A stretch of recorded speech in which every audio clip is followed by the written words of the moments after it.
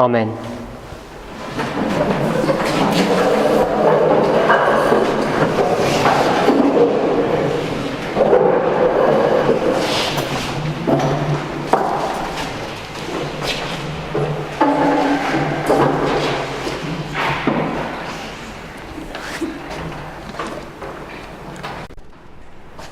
We've been trying to understand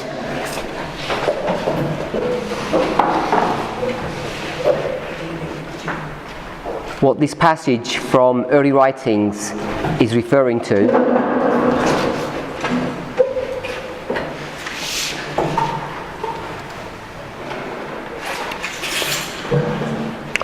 Taken from early writings 246, paragraphs 1 and 2.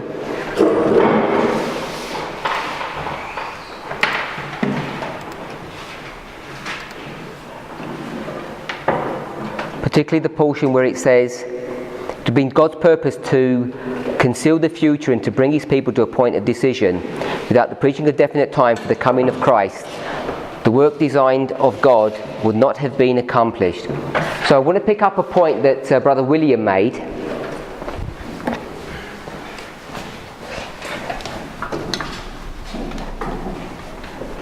Which I think has bearing upon this issue. What did Brother William teach us?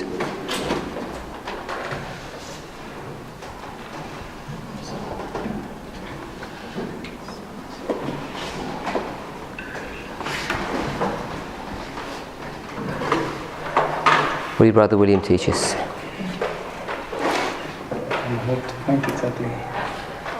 I'm hoping that's enough clue. If it's not, just say no. No? My brother?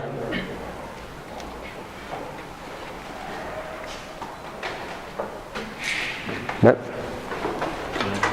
Okay. After studying and getting conclusion in 1818, a father reviewed his understanding to confirm whether they were correct from 1818 to 1822. And he later came into the same understanding that he got in 1882. And what was the conclusion of that point? What's the point that he was making, that Brother William was making? There's no increase of knowledge. There's no increase of knowledge, it ceases. So we have this increase of knowledge and it stops here. There's no increase of knowledge. Now, when we commented on that in that class, we said, well, yes, but there's an increase of knowledge all the way to the end. Because if there wasn't an increase of knowledge, how can Snow be doing anything? We get that point? So, if there's no increase of knowledge, there's no additional information. And what is he saying in 1818? What's he saying? 25 years. He's saying about. So what would he be saying in 22? About. There's no increase of information that he has. Then when you get to 42, they produce this chart, and what's William Miller's position now? Sorry? 1843? Someone said something? What's William Miller's position now? To change the word about. He did? Yeah, about. To change that word. I don't think he does. His position hasn't changed. He's still saying about. He doesn't want to be specific. The chart, which is not his production, it's his associates who produced that chart, they're forcing him to toe the line, to get into line with their understanding. And if you're going to put a chart like this, which is all full of numbers, you don't have much option unless you're going to start changing what this looks like to actually just make it 43. The design of the chart forces you to make some statements, even if you didn't present it that way. Because I don't know what they presented. They might say this and this, and they could have said we're obviously not 100% sure on 457. It could be about 1843. I don't know, because I haven't seen a recorded sermon on that. But the visual impact of this chart does something. It's like the knife edge of it's like a knife edge. It's got a blessing and a curse. The blessing is it rivets this thing into your mind, and the problem is if you've got a mistake, it rivets the mistake in your mind, and it's hard to undo it, even if someone's saying something. So,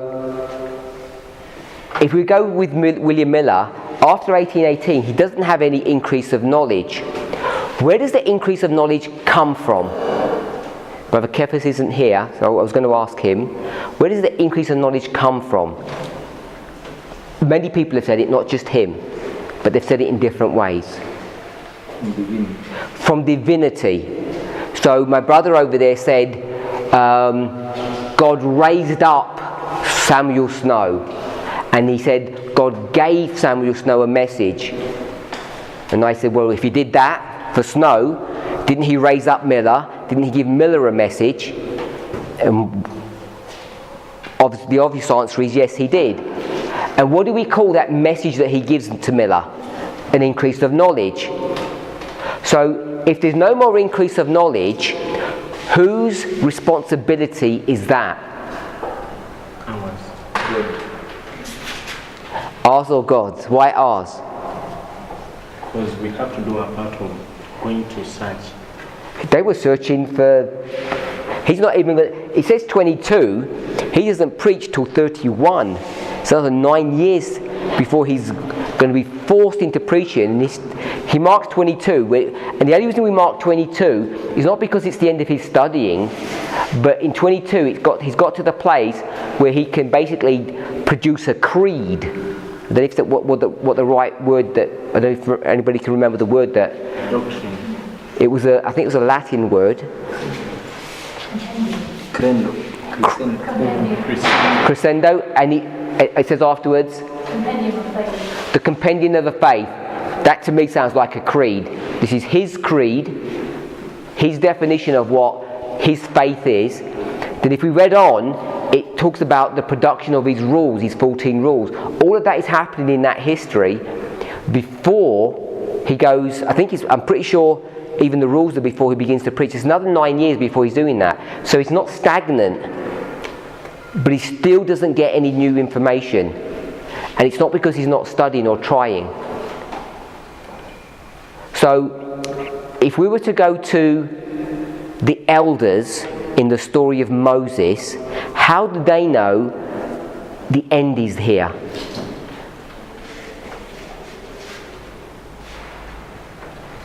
How did they know the end is here?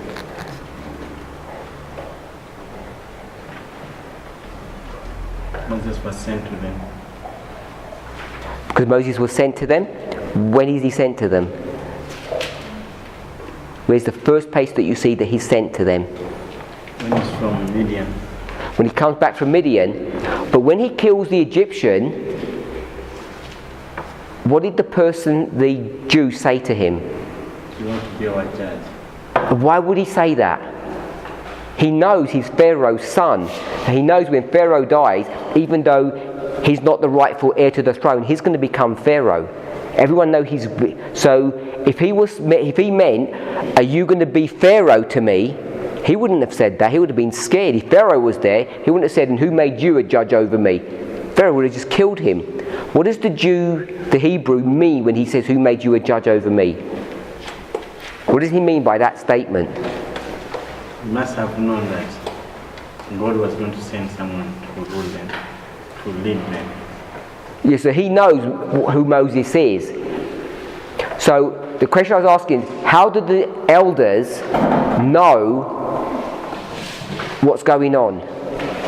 I would suggest it's from the prophecy that's given to Abraham that says 400, 430, or the fourth generation. They can calculate during the history of the fourth generation. They know that.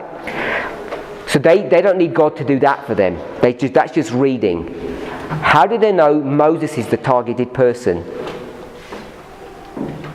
How did they know that?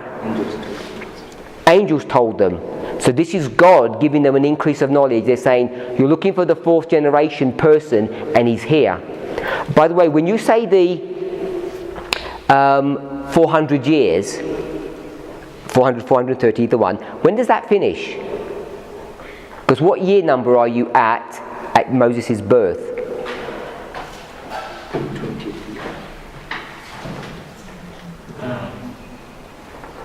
380. 3? I didn't hear the number. 390 at his birth. Okay, so tell me where the 400 ends. What happens at the 400? What happens here? What is that waymark at 400? When he killed the Egyptian. That's when he kills? The Egyptian. And the 430? At Sinai. Sorry? At Sinai. At Sinai. How old is Moses here when he kills? 40 years. And how old is he when he gets back to Egypt? 80 years. So there's 40 between here and here. And so the 430 can't be that waymark here when they leave.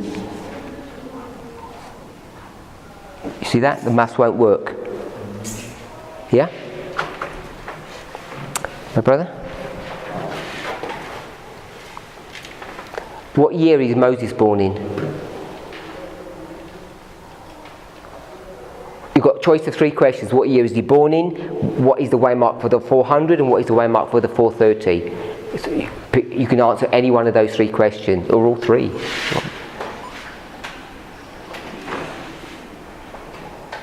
Follow the questions.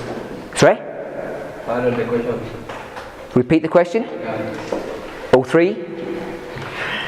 When is Moses born? What year number? What happens at the end of 400 years? What happens at the end of 430? Because my brother said this was Sinai, and that was when he kills the Egyptian. And we know that doesn't work because Moses is 80 here and he's 40 here, so that can't, he knows this can't be correct. So Let me try.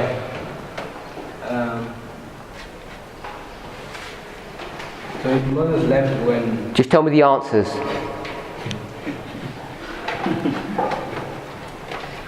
I'm not so sure the exact answer. Okay.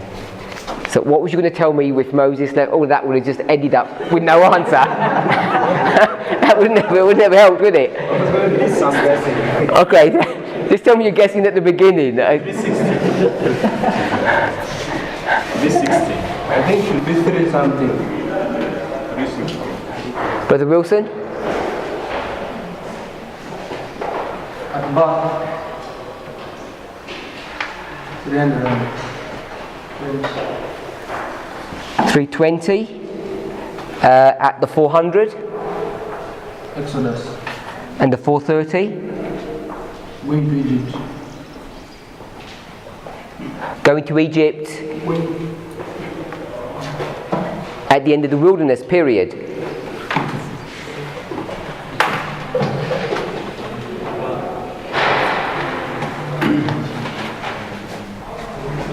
We know it's not that. It's so you've got Exodus, and what's the 430?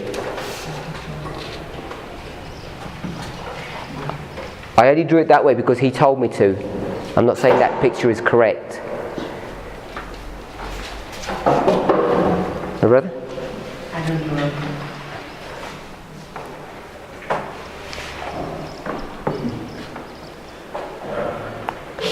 I know before 30 and before 100 then that the Exodus, the 9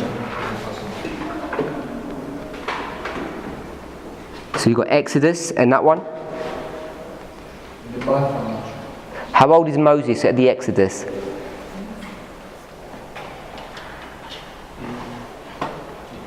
$80? So 400 minus 80? 3? 400 take away 80? 320. Who said that? That's where you got 320 from. So you got 320, which is 400 minus 30. He had the Exodus. 430 and 400 end at the same point. Is that okay? Yep. 430 and 400 end at the same point. That's my understanding. Yes. Because they begin at different points. One begins in R of the Chaldeans, another one begins in Haran. 30 years It's before. like 2300 days and 2520. Begin at different points but end at the same point. Yeah, I get it. Oh, I was remember saying that to see that the 430 begin at Abraham's call, and the 400 will begin from when Isaac starts facing persecution, but they all end at the same point. Okay, so we're just focused on where they end. We could study out where they begin.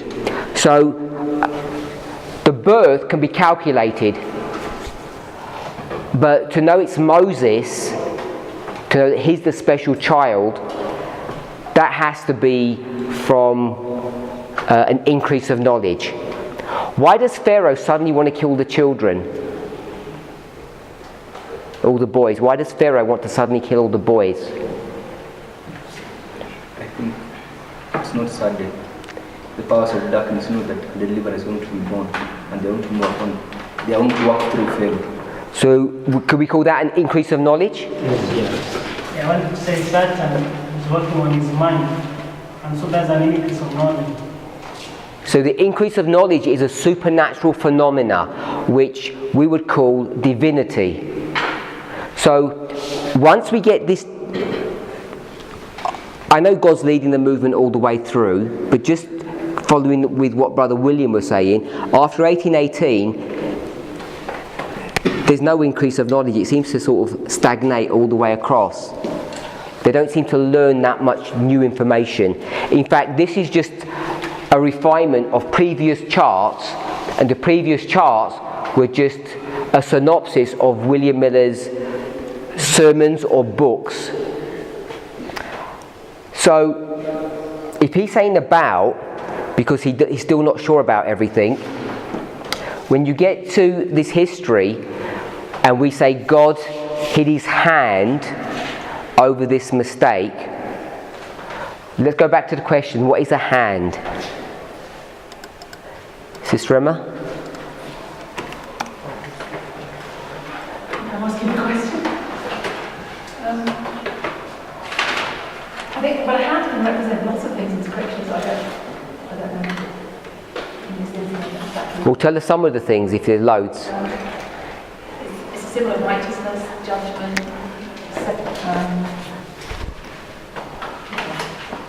blessing.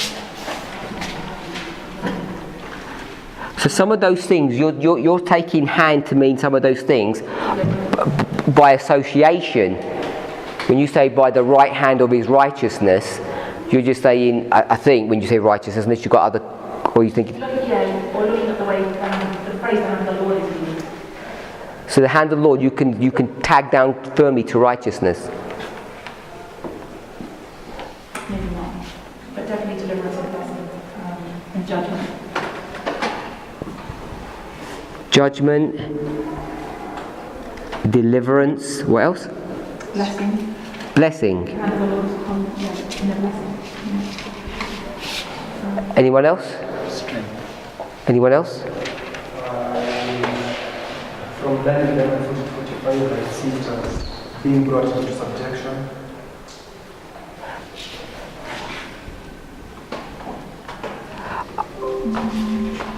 I'm going to call that power over humans. Anyone else?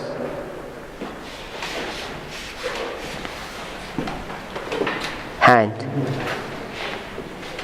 Strength. I'm going to leave it as power because it's God's hand and it's his strength over humans. My brother at the end? I think all what the end means are what are there, but we want to understand what that ends of God according to the content that it is reaching. So if God saying has 8 in his state so that they cannot see, I can say that God has not opened light to them. That is God and God has. not opened light upon that mistake that they have committed. Did you say he's lied? Did you say, or he's laid? Light. Sorry. So say that again. God has hidden that light that they cannot see. Okay, so God has hidden light. Brother Rogers? Okay. Now, when you're going to deal with, the hand means a lot of things. But I think we are to deal with in the context of Millerite history. What does it represent in that history? So the hand is a symbol, like, in that history, no increase of knowledge. And we know. Before you make the application, just tell us what hand would be as a principle, even if it's in that context. Okay. If I go to Daniel 5, hand is a symbol of a message or a light. A message. Daniel 5, this is the hand that writes upon the wall. So we've got a hand there that writes upon the wall, so you're saying a message. So out of all of these ones, you want to pick this one. Is that what you're saying? Okay. So, just like you have done a graphic of it on the board, you know that you are from 1818 to 1840. That is 1818, to 42.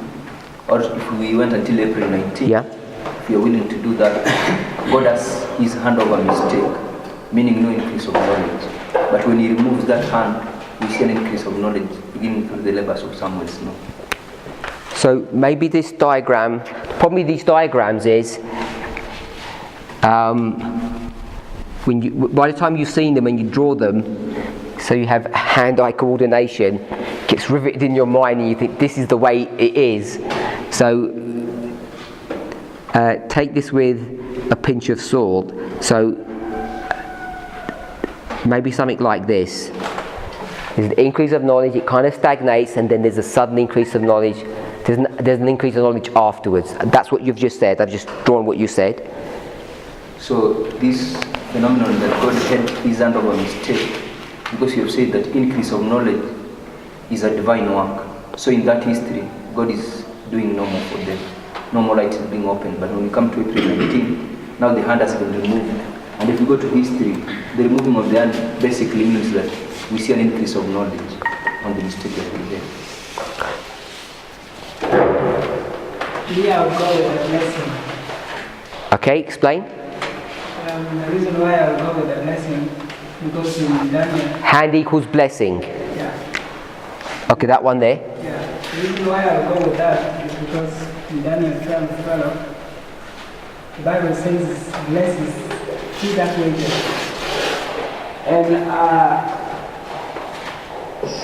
I don't remember so well the passage, but a passage that says, blessed is he that touches 1843. And I understand that we have passed that disappointment of 1843 touches that blessing. So that's my passage. Okay. According to Strong Concordance, there is a part that I'm interested. A bit louder. Strong's Concordance. Yes. What word are we looking up?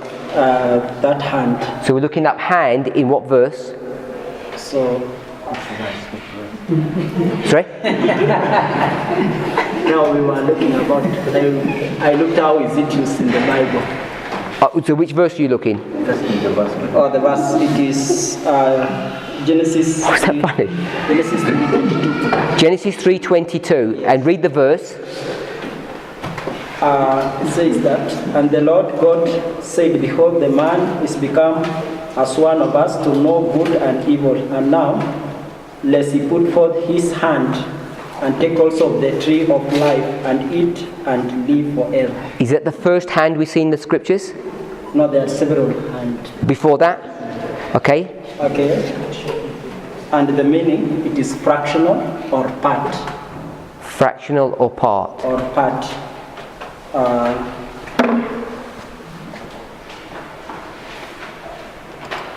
Okay. I thought it was going to be easy. It's not. Genesis what? Genesis 3:22. The first one. It's the first one. Is this first usage? It is first usage, they said. Okay, I thought you said it wasn't. So first usage, and the Lord God said, Behold, the man is become as one of us to know good and evil, and now lest he put forth his hand and take also of the tree of life and eat and live forever. So what do you want us to see from here? So there's that, the first one is sign or monument, and then part 2, number 2, it is part, and then there is fractional part. So when we reach 1843, there's a part that God holds them not to see.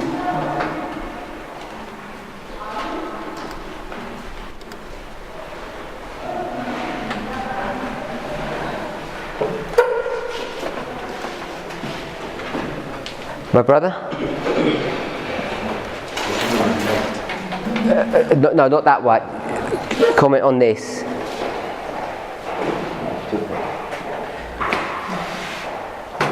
What you say? Can make sense. It makes sense to you? Some. Which bit? You said some of it. Part. Part. The part which God has hid. That makes sense to you? Part.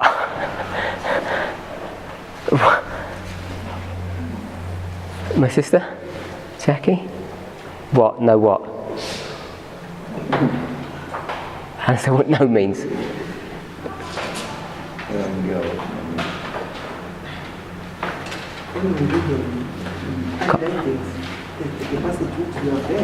I'm not asking you that.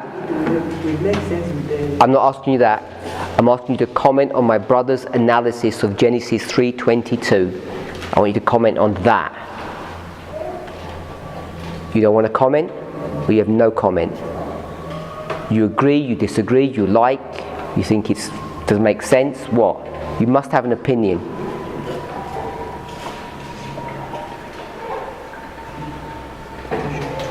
Sorry? You don't have an opinion. Did it make sense?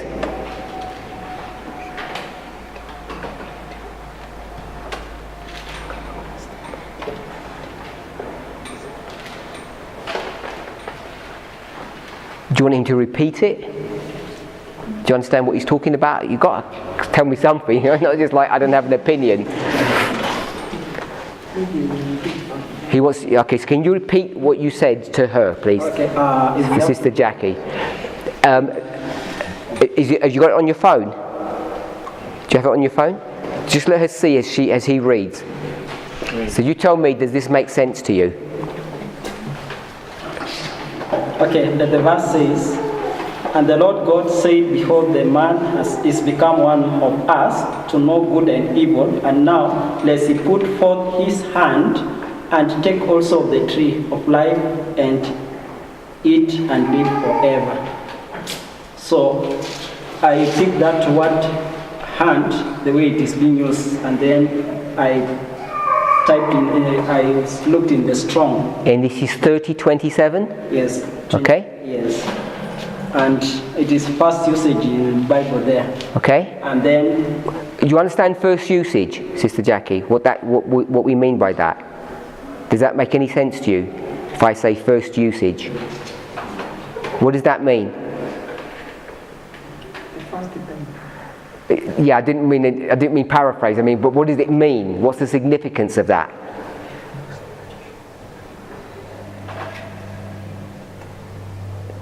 If you're not sure, just say you're not sure, then someone will help you.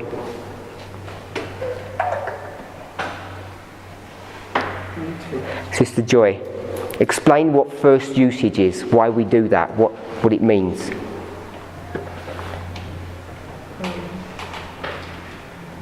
Don't say it's the first time in the Bible. We know that.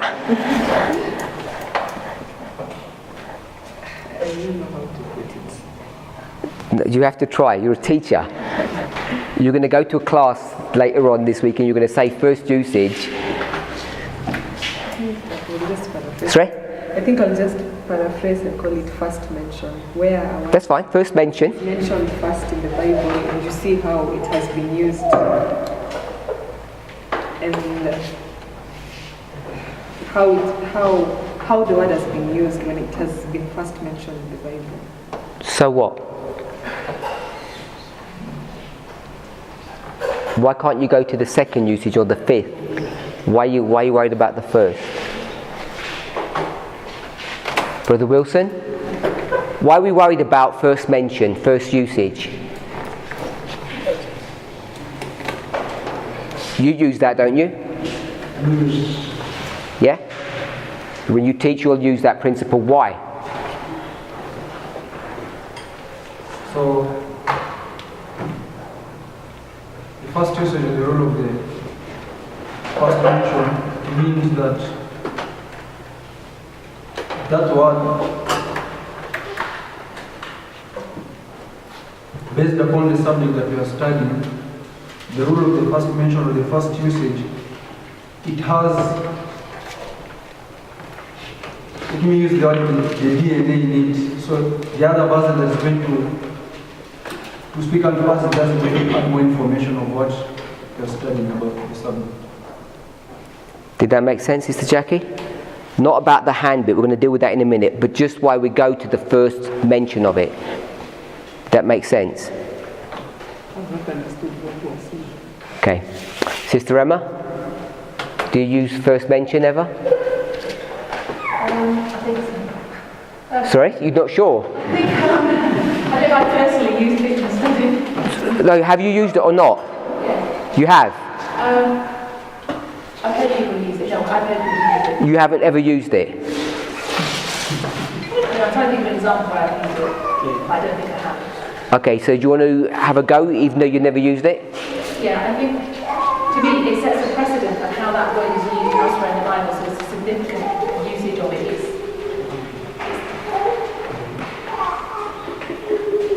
It kind of defines how that word is used most generally in the rest of Scripture. That's how I see it. Say that again, it's too fast, not loud enough.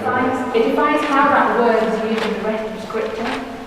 And I see that the beginning illustrates the end, so I see the beginning is significant, but it's used first. Did that make sense? I'm asking Sister Jackie. No, not yet?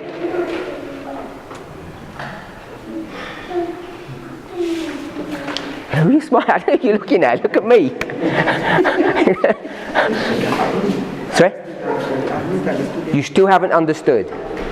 Okay. So, I'm asking what hand means, and we've got all these definitions of what hand means. So my brother remembers that we have a rule in this movement.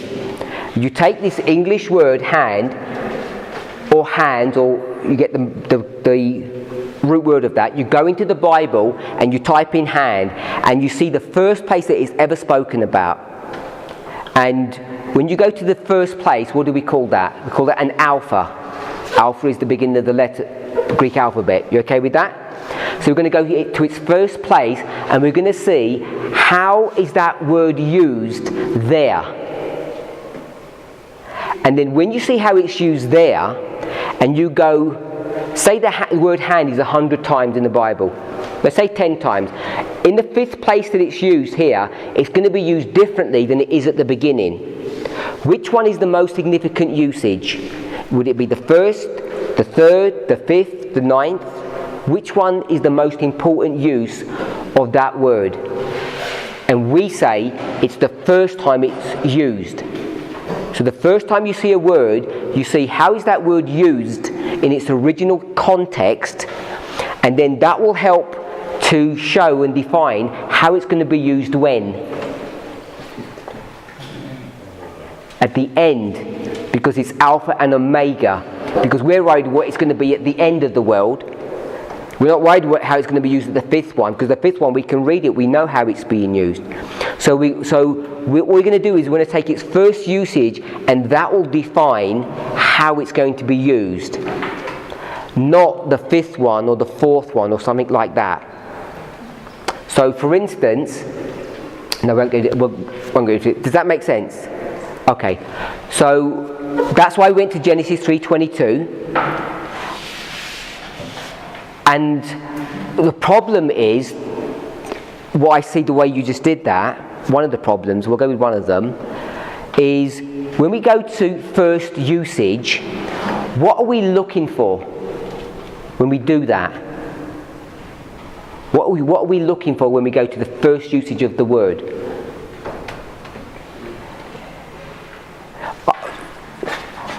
Let me explain it if you don't understand what I mean. So we've gone to Genesis 3:22 and it says the word hand. And I'm going to go to another Bible verse.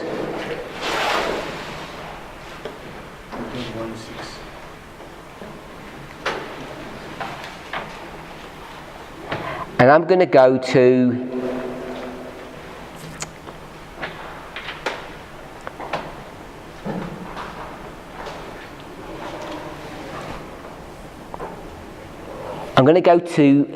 Genesis 8:9.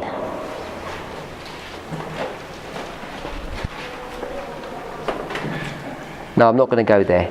Let me go to another one.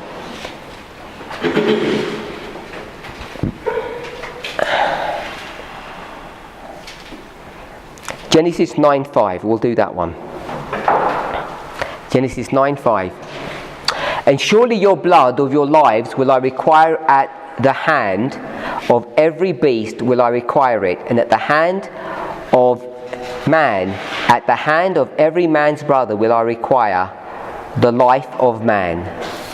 Is that okay? Hand is 3 times used in that verse. And when it uses hand in that verse, are you there, my brother? You there? 9:5. 9:5, Genesis 9:5. Yes. You got the hand used there 3 times. What word is the hand coming from? H what? 30:27. So is that the same as Genesis 3:22? Yes. So when you go to Genesis 3:22 and you took us to the Hebrew, what is that going to teach us? Because you could have taken us to Genesis 9:5 and we could have gone to the same Hebrew and come up with the same answer. So why did you take us to the Hebrew when you did that? Why couldn't you have taken us to Genesis 9:5, Genesis 9:2, 1 Samuel 14:19? All of these would have given us exactly the same answer. So the first usage doesn't mean anything. But if you go 48, Sorry?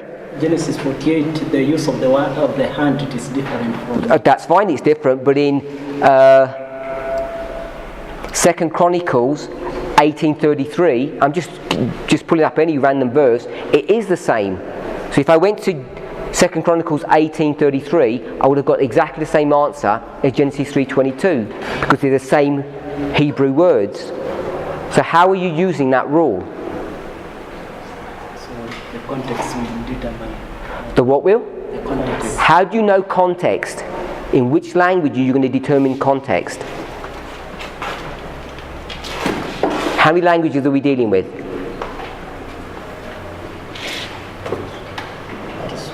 Sorry? No. 3. 2.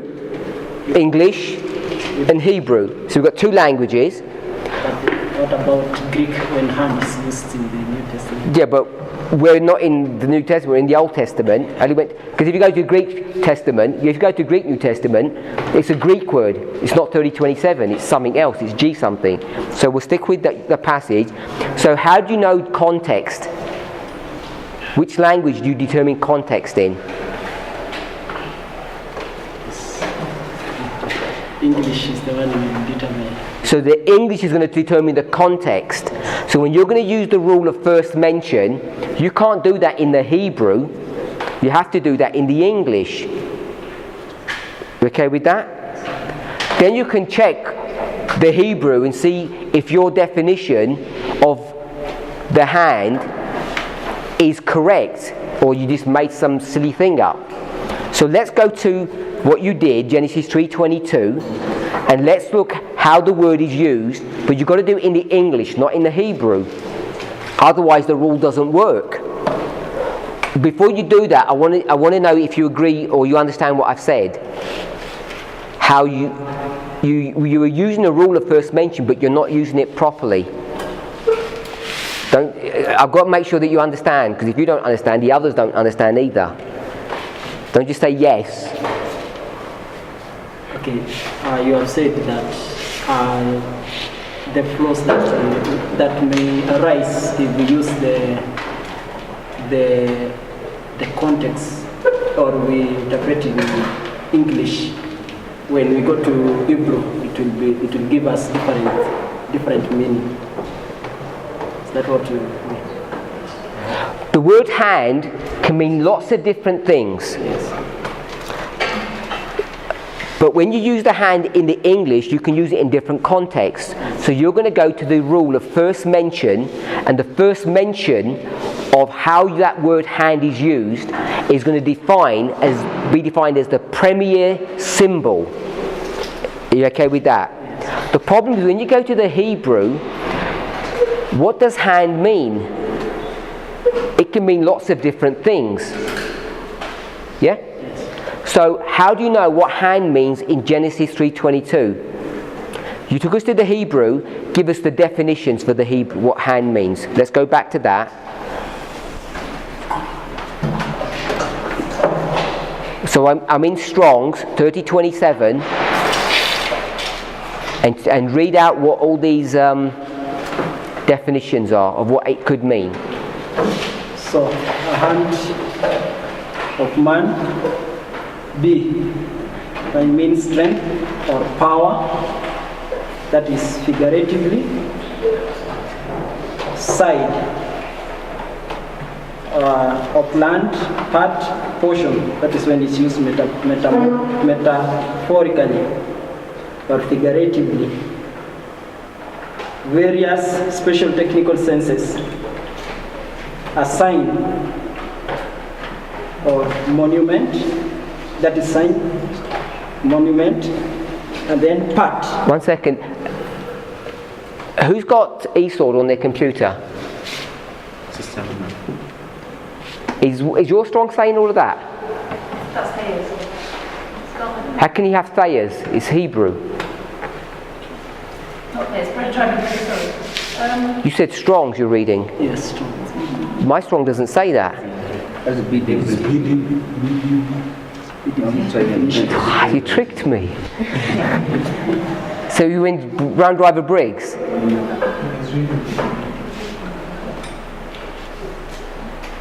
Start again.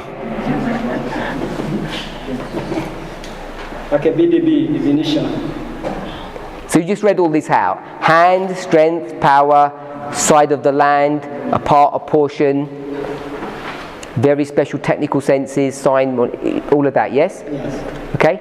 So tell me which one you want to pick. So for me, I picked that number 2. That is the various special technical senses. And I picked number 2. You picked 1D2, part fractional, part share. Yes. And then what? So according to what we were discussing, we said that there is an increase of knowledge, and then there is a point where the knowledge now becomes stagnant. There is no increase of it. So I said that now, if the meaning of the hand, it is that God, there is a part or a fraction of it that He. Okay, I got it. So let's go to Genesis. We'll come back to that. Let's go to Genesis 3:22.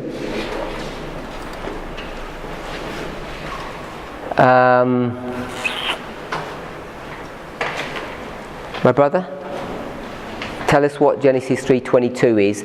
Hand. I want hand equals what in Genesis 3:22.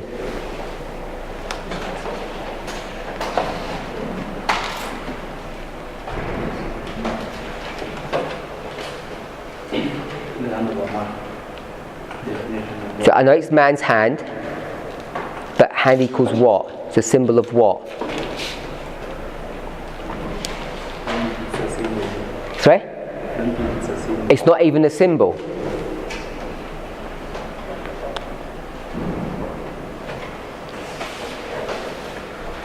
Sister Emma?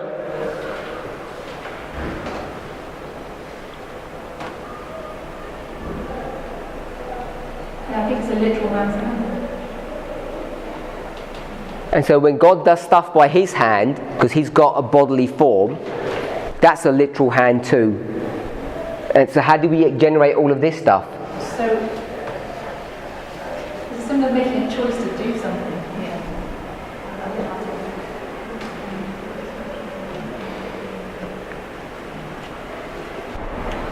A symbol of a choice. That's what you're saying?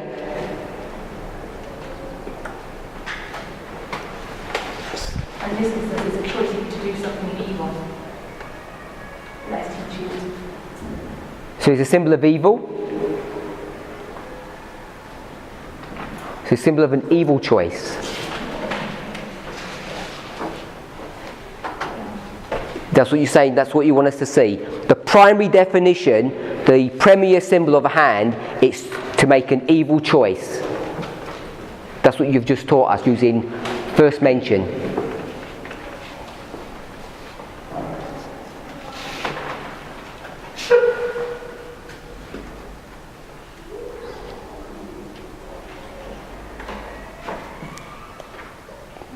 Sorry?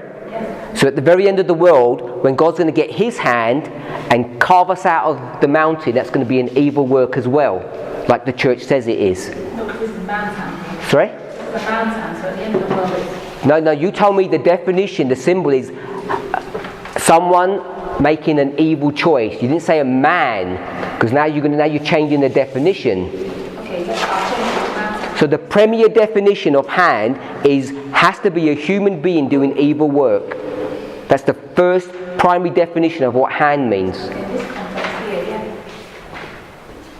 I don't think we'd have to look at the first mention of where the Lord's hand is used. It's the man's hand. So I'd already said it was a big So now you're twisting the whole definition. Now you have to put adjectives or adverbs or whatever onto that. Now it depends whose hand it is. Now you're broadening the rule. If it's man's hand, it's always evil. That's the primary definition. If it's God's hand.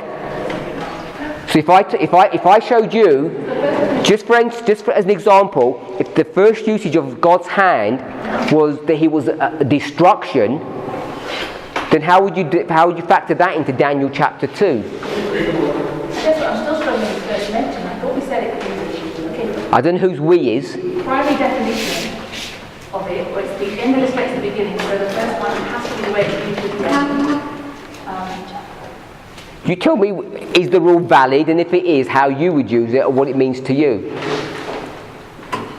Because Sister Jackie's struggling, and now you're struggling. I'm struggling. I wasn't sure he was using it as first mention. Was he using it as first mention? I asked him why did he go to Genesis 3:22. He says the first mention of it.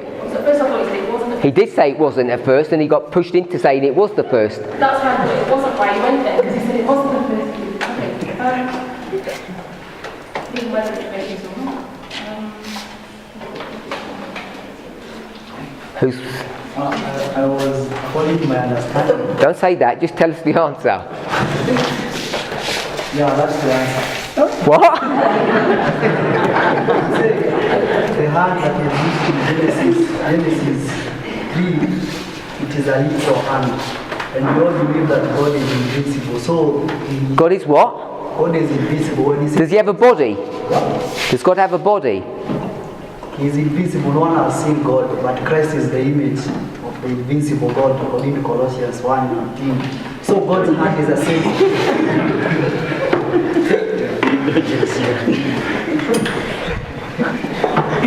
Okay, look. This is not going well. We've got to be firm about how we use these rules and how they're operating. In Genesis 3:22 it means actions or act. Sorry? Act. Or action. So hand equals act. That simple? Sorry, we got number one. What? Oh, so I thought you said. I thought I heard something else. No. I think we have two different types of hands. Just tell me the answer. In Genesis 3:22, there's only one hand. Tell me what it means. That's a man's hand. And the word is speaking of what? I'm not asking you whose hand. I'm saying what does it mean? Okay. can say it's power or it's strength. Power or strength? Tell us why. Because here we see that this hand is the one that will bring the tree in control. The hand is going to bring the tree under his control. That's it. Anyone else? Message. Go. Don't laugh. Go. Then in chapter 5, when we met that. We're in Genesis 3:22. I'm explaining it. I'm giving Oh, how can you do that? Let me explain from here. Why Paul said it's a message? Because this hand is associated with the tree of life. It's associated with the tree of life. And the tree of life is a symbol of mercy.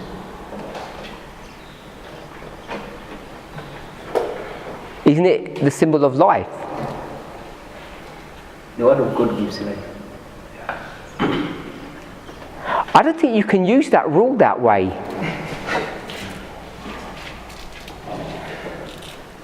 Maybe I'm wrong, because I never used this first mention thing. I don't think I've ever used it. I've like pretended to use it, because I just copied someone else and they said it. But I never really properly used it. So I'm using it now for the first time, properly. And it seems to me we're not using it properly. Maybe you are. Maybe I don't know how to use it. But to me, if I was going to use it, maybe I've got an idea of what I think, how the rule works. But it seems to me like we're all using it in different ways. We're sticking the man there and making it literal, and it's evil work as opposed to a good work. Is that how we're supposed to use that rule? It didn't seem to me that complicated. And certainly, why do we have to take other Bible passages, which is thousands of years into the future, and use those to define and apply this first usage? I thought the first usage was supposed to help that one, not the other way round. Who had the hand up? Who had your hand up? Who had? I think the hand there is used to symbolize decision. Decision. Yeah.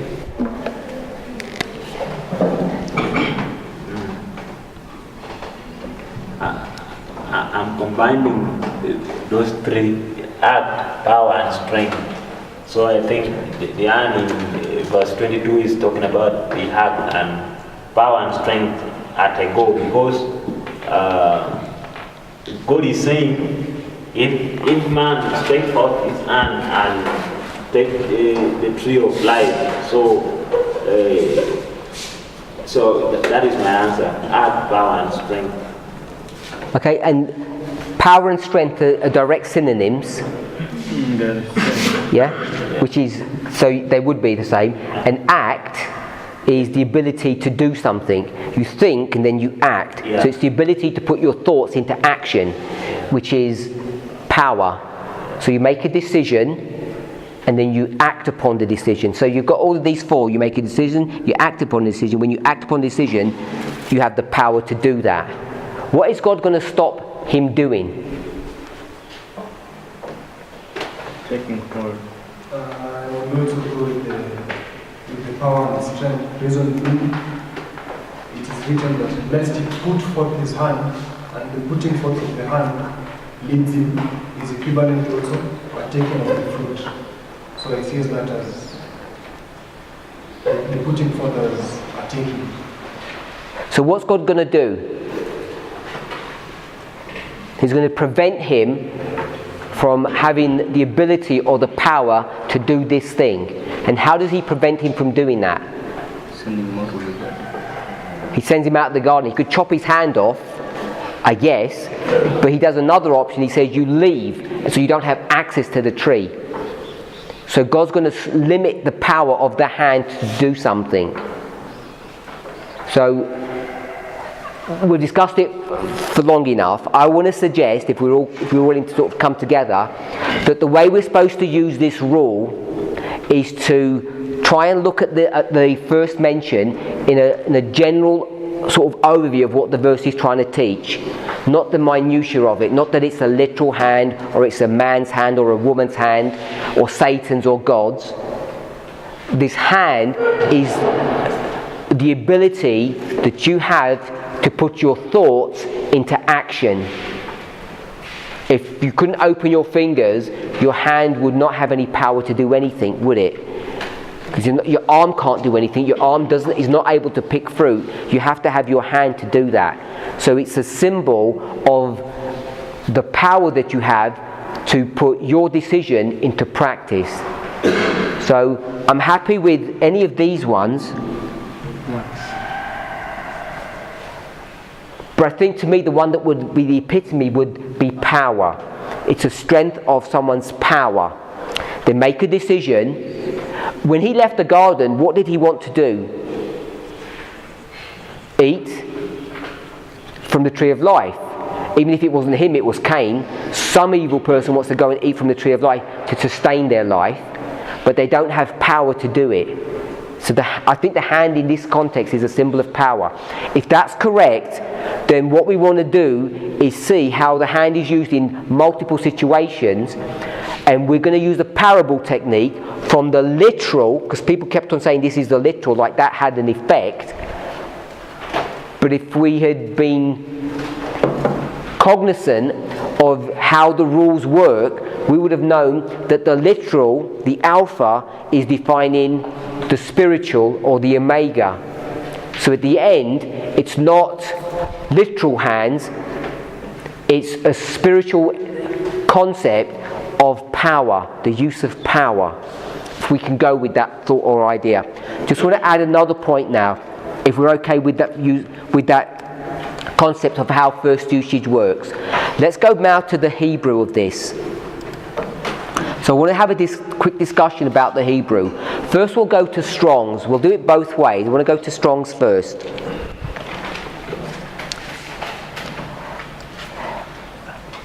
Strong's and Brown Driver Briggs are two dictionaries. We don't call them dictionaries, we call them lexicons, but they're essentially the same thing. Now, a normal dictionary tells you what an English word is, and it redefines it with essentially synonyms, so that you have a clearer understanding of what that word means. So this lexicon type of dictionary is taking one word in a different language and explaining it what it means in the English. We're okay with that? So essentially they're dictionaries. Now if you go to Strong's, you'll see that it's a lot of words there. Can we see that? There's a lot of words. It's a big paragraph.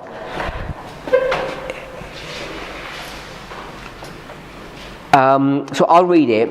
A primitive word, a hand, I'll leave the thing in parenthesis, in distinction from 3709, the closed one. Used as a noun, adverb, etc. in a great variety of applications, both literally and figuratively, both proximate and remote. Then there's a colon with a dash. Can everybody see the colon and the dash?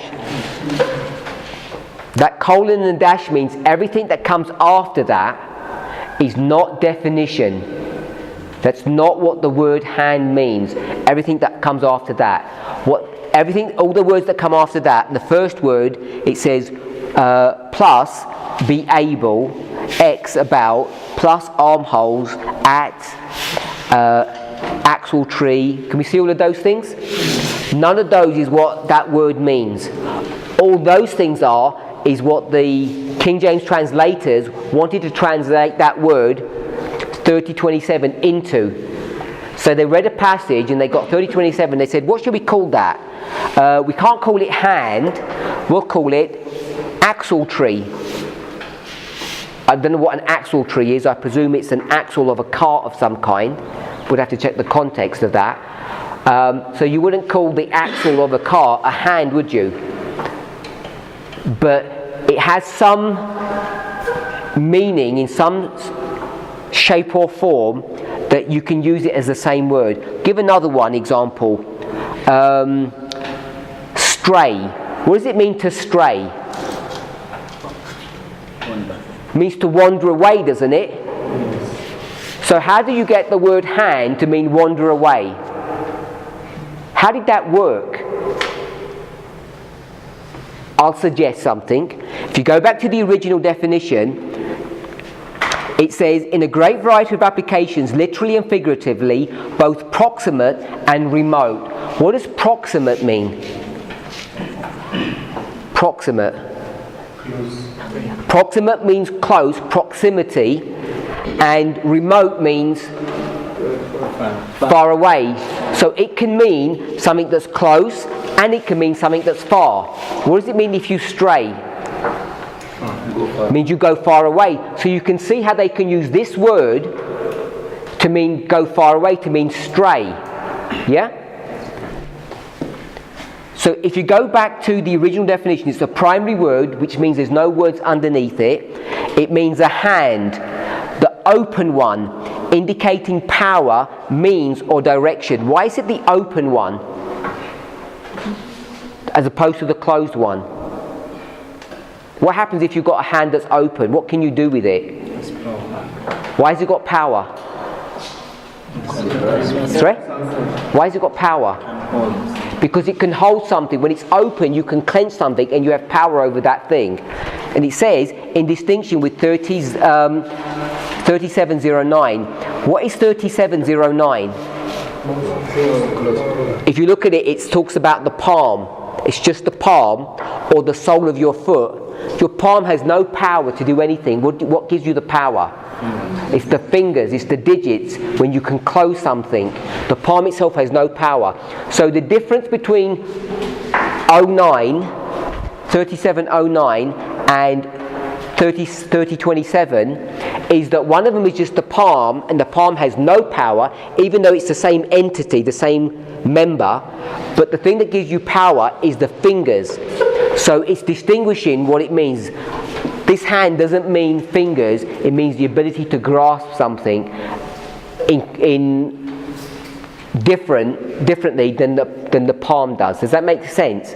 So we really want to pay attention when we start using these Hebrew words and start trying to apply them to see what they mean. We have to do it really carefully. We have to get the sense of what's happening. So the primary definition, Genesis 3:22, from context is what? Power. Go back to the Hebrew word. What does it mean? The open one, indicating power, means or ability to do something, direction, and it distinct to the palm or the closed one, because that's when you've got palm, you just clench it around your palm. The closed one has no power. If you've got this, it can't do anything. You can't hold it. It's got no power. Used as a noun or an adverb, we won't get into that. In different applications, it can be literal or figuratively. So you can't say first usage was literal, therefore that's what defines it. It doesn't work that way. And then it means proximate and remote. So the hand is proximate, it can be near you, and the hand can be further away from you because it's the furthest part from your body. Let's go to Brown Driver Briggs and see how he's doing this. Primary definition is hand. Then the hand, it says A, B, C, D. So it's using hand in various ways, A, B, C, D. One of them is the hand of man. The other one is a figurative, which means strength or power. The third one means the side of land, a part, portion, metaphorically, figuratively. What does it mean if it's a part or portion? You've got a piece of land, and what am I going to do? I'm going to cut off what? A portion. That's because it is proximate or separate. Go back to Strong's, remember? It said proximate or remote. So if I start portioning off land, cutting bits and pieces of it, what's going to happen to it? It becomes remote from you. If all this was your land and you were the father, and you subdivide your land, and you live here still, and you give this to your daughter, and you give this to your son, these parts become remote from you. You don't own them, you've portioned it off. Then it says in various special technical senses. So these are unique, odd uses. It's the fifth way you can use this word hand. As an example, an axle tree or an axle. Remember we did that? It can be used as a stay or support. It tells you for the laver. What is the stay? What would we call it? I'd call it feet. Sorry? I don't think it's a restraint in that context. It means the support. Sorry? If you've got a bowl like this, you put little feet on it, these would be the stay to support it. If you have a church, what do we put on the outside? What do you call these? You call, I think we call them back home, we call them buttresses. When you buttress, because these walls are too thin to hold the structure, so you buttress it with this form, and this would be a stay, which is a support. That's why we said support. A phallus, everybody know what that means? It could also mean the wrists.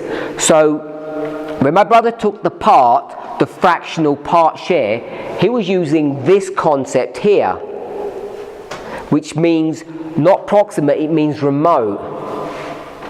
So we have to ask ourselves the question, when we come to this situation, how would we see the hand being used here?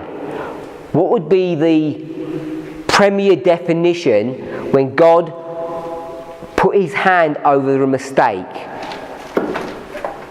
Would it be this special technical part, fractional, or would it be God had his power and his power stopped you understanding stuff when he put his hand over the mistake? So there's a mistake that's been made and no one has the ability to penetrate that hand because it has power. When the hand is removed, then you can penetrate and see. What would be the right use? Talking about the definition of the Hebrew word. This is not even the definition of the Hebrew word, by the way. But if we're going to bring all those thoughts together, what would it mean when he put his hand over a mistake? Strength? Power?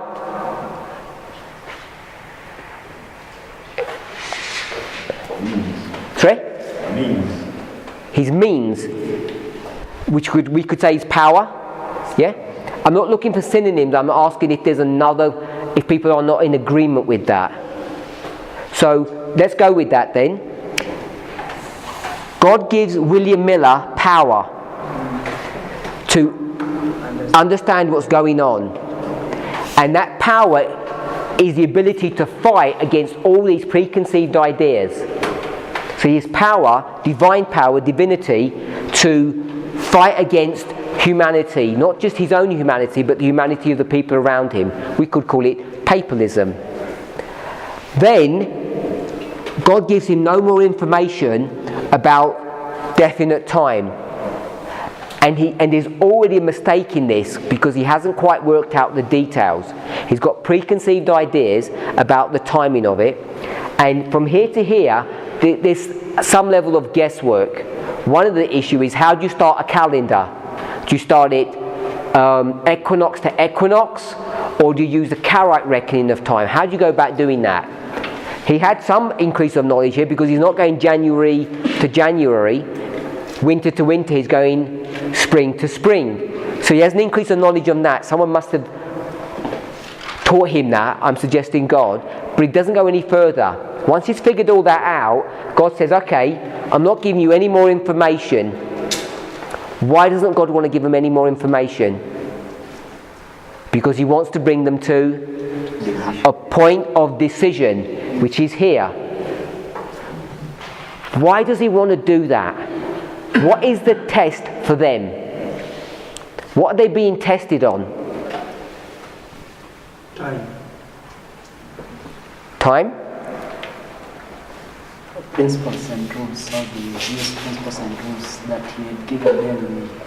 He had given me that in 1816, 1818. And what do we call it in this picture work?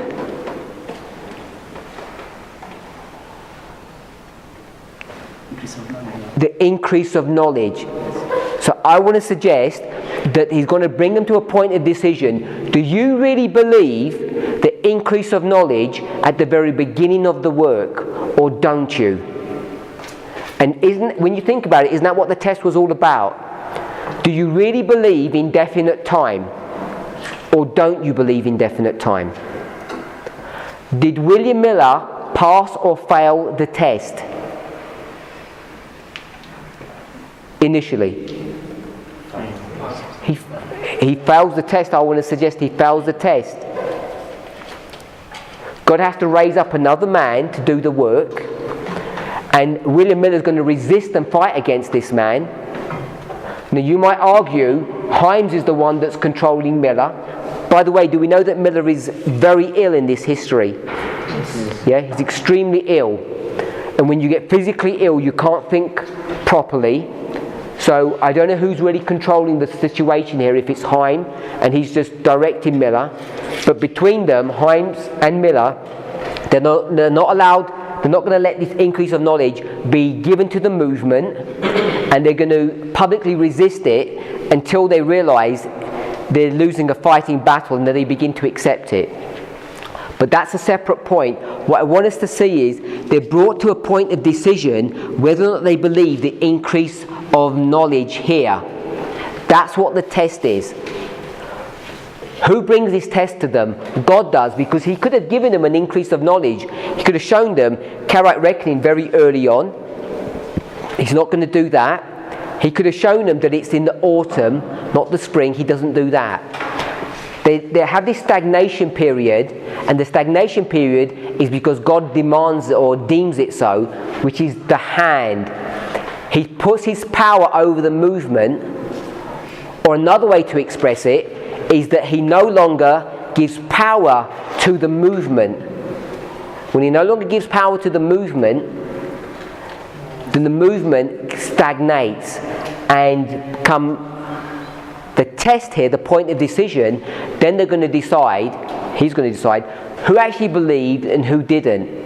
Who was here for the right motivation and for the wrong motivation. I want to be careful.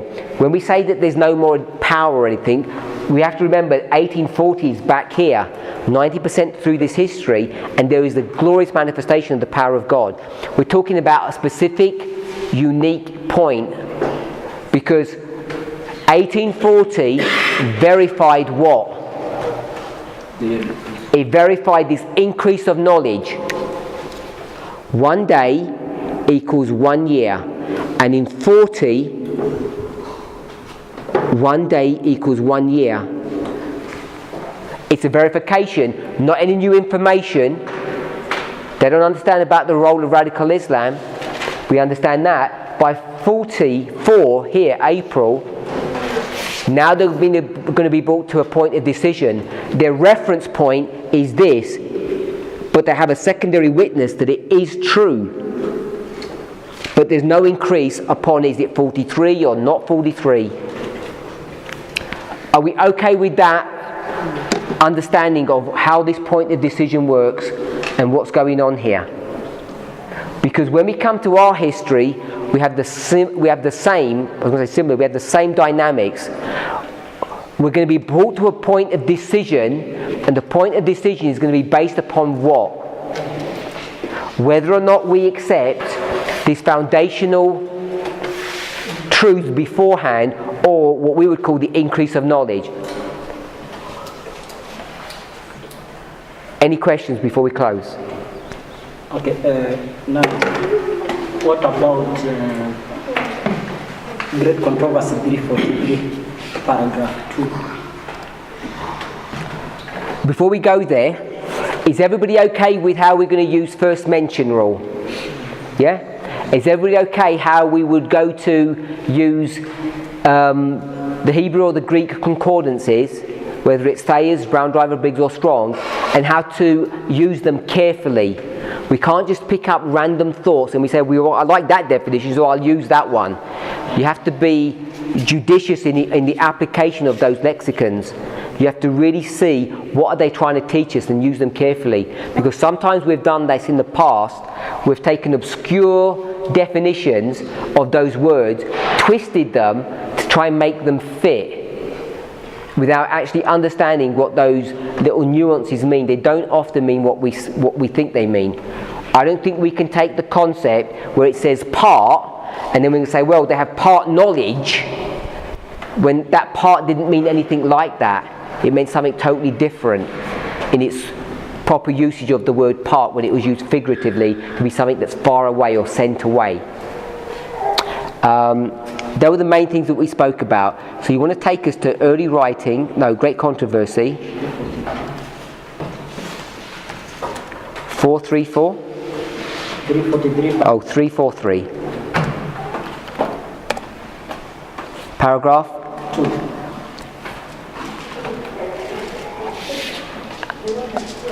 So what do you want us to see without reading it? What point do you want us to pick up? So I wanted to understand that now, if it was the strength of God upholding, could he have used Miller to complete?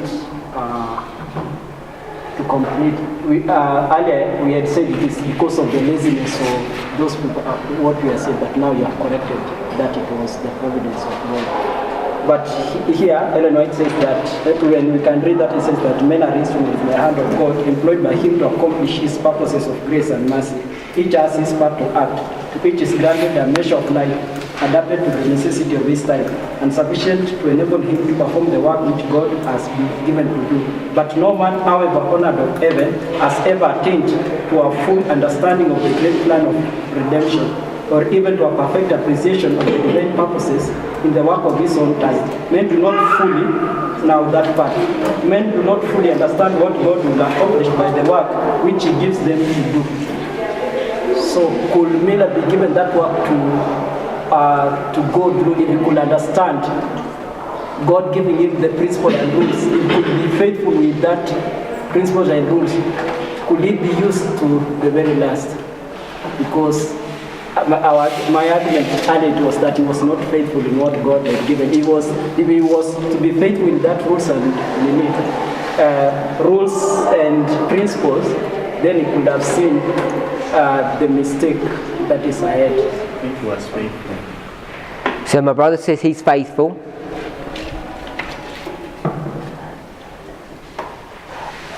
I'm suggesting, because we're out of time, I'm suggesting that the use of this passage can't be used in the same way that we've just discussed this. It's a different context. My understanding of this passage is not the same context as this one. But I think that because we have seen Miller has been doing a great work since 1816 when he started reading the Bible, until now it reaches a point where we can see now Miller is no longer, and he is starting now to reject the message which he preached. But that's back here. Yes. So if he could understand, because they say that no man must fully understand what God can accomplish with him. So if Miller could know that what God has been leading him, he could be faithful, because we are seeing I understand the point you're making, but I don't think it's contextually the same as this issue. What I think, Magdalene is also saying, what this paragraph is addressing, like for example, we are in our reform life, I should try to address that even the work that is going on, none of us has a fully comprehension of what that means. He's saying that like men have been brought in history, they have acted a part, but they have not really got to understand what fully, the purpose and the work of his own time. They don't fully comprehend the work of that particular time. And I think it's a different point from what you're trying to address. That's what I think. I think the context in this one, if we were to study it, we'd see it's not the same issue that's being brought to view here. As an example, men do not fully understand what God would accomplish by the work which He has given them to do. What was the Millerite movement? What were they meant to accomplish? To arouse the people. They did. They accomplished that. Sorry? The time of judgment. They did. That we need to prove the argument of Christ. Sorry? That we need to prove the second argument. I think they get to a place they don't actually fully understand everything that they're supposed to do. They have a partial understanding, they do a partial work, but that partial understanding, I don't think is in connection to this increase of knowledge that they have. The context is different. Okay, we're over time. Let's pray.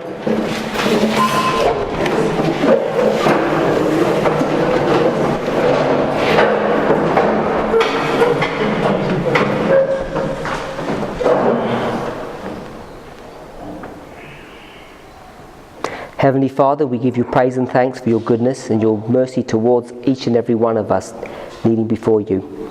Lord, help us to see how humanity combines with divinity. Lord, may each of us experience